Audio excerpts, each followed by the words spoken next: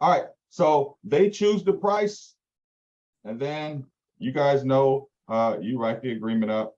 The next step is this. So then we go over the price.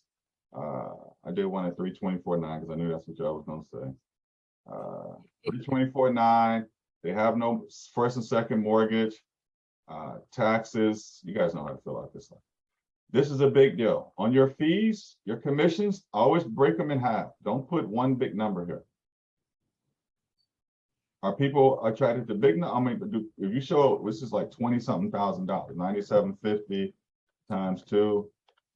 This is Andre, come on, man, you got serious something. This is $19,500. Yeah. If I put $19,500 here or 9750, which one looks better? Sexy for me. 9750 slash 9750. Right. So do it just like this. It's the same number. When they see this, they assume what's happening.